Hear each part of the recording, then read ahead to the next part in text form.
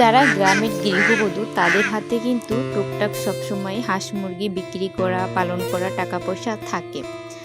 তারা যেহেতু গ্রামে হাঁস মুরগি পালন করে, শাকসবজি থাকে, এই কারণে কিন্তু বেশ কিছু টাকা তাদের হাতে সবসময় থাকে, আলহামদুলিল্লাহ।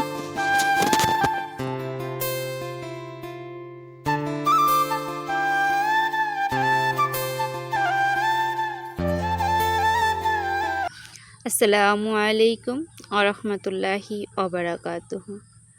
ফরিদপুর জেলার ভাঙ্গা থানার ছোট্ট একটি গ্রাম থেকে আমি নাজমিনারা, আপনারা দেখছেন নাজমিনারা ব্লগ।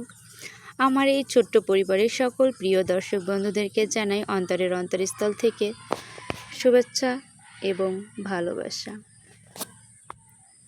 আশা করছি আপনারা যে যেখান থেকে আমার ভিডিওটা দেখছেন, আল্লাহর অশেষ রহমতে আপনারা সকলেই ভালো আছেন। আমিও আলহামদুলিল্লাহ আপনাদের সকলের দোয়া এবং আল্লাহ তাআলার অশেষ রহমতে ভালো আছি।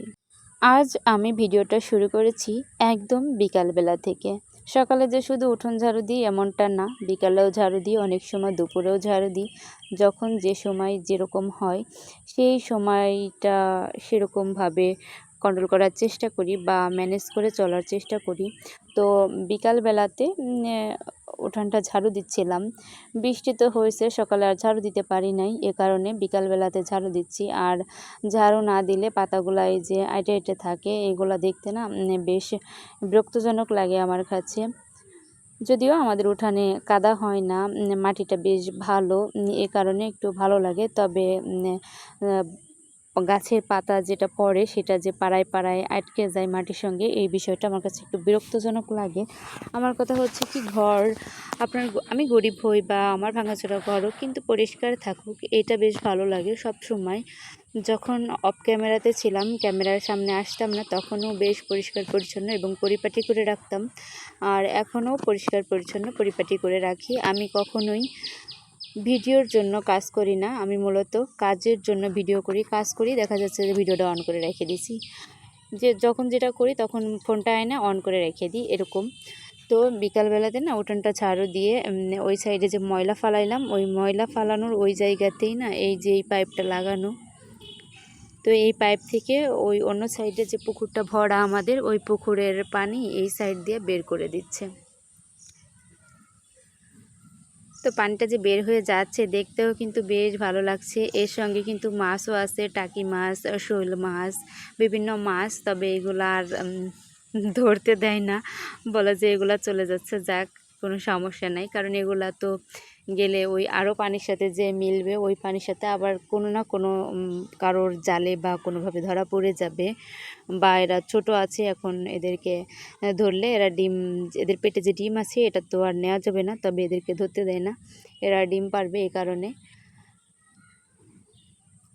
কিছু সময় ওখানে ভিডিও করেছি, ওখানে ঘোরাঘুরি করেছি, দেখেছি। এরপরে এইখানে আবার হচ্ছে কাপড় মেলে দিয়ে কাপড়গুলো তুলে নিচ্ছি। হঠাৎই আমার চোখে পড়লো যে আমি যে শাম তরকারির গাছটা লাগাইছিলাম, অতিরিক্ত বৃষ্টির কারণে গাছটা একদম পড়ে গেছে বা ওর অবস্থা ভালো নেই। আগাটা পিঁপড়ায় মনে হয় কেটে দিচ্ছে। আর এই যে যতটুকু আছে ততটুকু, আর এটার প্রতি কোনো আশা রাখা যাবে না, এমন একটা পরিস্থিতি, এমন একটা অবস্থা হয়ে দাঁড়াইছে।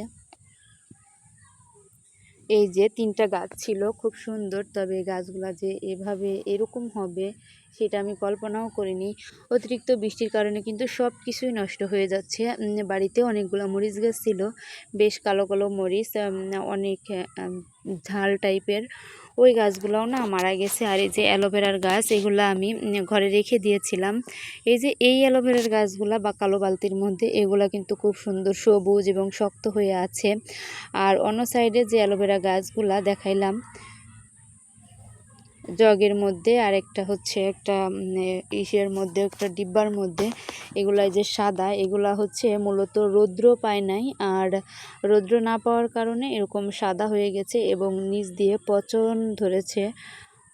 ভীষণই খারাপ লাগতেছিল এই জায়গাতে। আবার এই যে ধনিয়া পাতার গাছ আছে, এই পাতাতে একদম ঘাসে জড়ো করে ধরছিল, এটা আমি পরিষ্কার করে নিয়েছি একদম।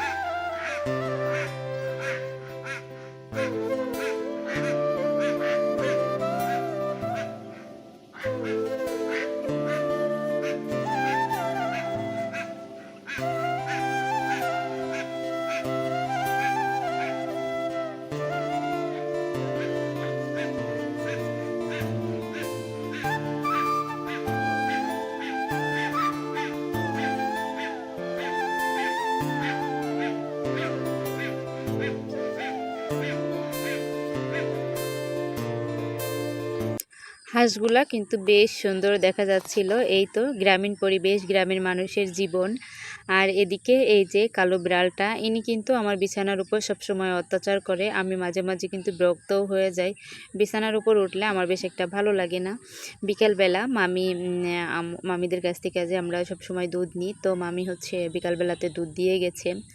সন্ধ্যার সময় মা ম্যাক্সিমাম সময় অন্যান্য খাবার বানায়, দুধ গরম করে, এরপরে চা বানায়, এটা বিশেষ করে মাই করে। তো বিকালবেলাতে মুরগিগুলো না খোপে উঠে গেছে, তো মা ছিল না, এই কারণে আমি দেখতেছিলাম যে সবগুলাই গেছে কিনা। তো সবগুলাই গেছে, তবে একটা মরক যায়নি। তো আমি যদি দরজা দিয়ে আসতাম তাহলে মরকটা ঢুকতে পারতো না। পরে আমি দুইটা খোপ চেক করে দেখার পরে আমি বলতেছিলাম মা আসলে যে মা মোরগ তো যায়নি, তাহলে মোরগটা কোথায়? মা বলতেছে ও অনেক পরে যায়। মানে মোরগ তো গ্রামে থাকে, অনেক দেরি করে আসে, একদম অন্ধকার হলে তখন আসে। আর এই যে ওই পাশে একটা সাদা মুরগির বাচ্চা সহ ও বসে আছে, আর এদিকে লাল মুরগিটা বাচ্চা সহ বসে আছে। আর ওই সাইডে মুরগিগুলা বা ছোটো বাচ্চাগুলা উঠে গেছে। আজকে হঠাৎ করে ভাতে একটু শর্ট পড়েছিল, তো মা বলতেছে যে আজকে তুমি কিভাবে ভাত রান্না করেছো, ভাতে কেন শর্ট পড়েছে? আমি বলছি যে জানি না, প্রতিদিন তো একইভাবে রান্না করি, তো হঠাৎ ভাত শর্ট পড়ে যাওয়ায়। তো তখন প্রায় রাত 9টা বাজে, তখনই আবার রান্না মা উঠাই দিছে। পরে কি করব, আশে বসে কিছুক্ষণ জাল করেছি। রান্না করতে তো আর বেশি সময় লাগে নাই, তারপরেও কিন্তু মাটির চুলাতে রান্না করতে দেখা যাচ্ছে ছেঁকা দিয়ে ঘরে নিতে নিতে 1 ঘন্টা হয়ে যায়।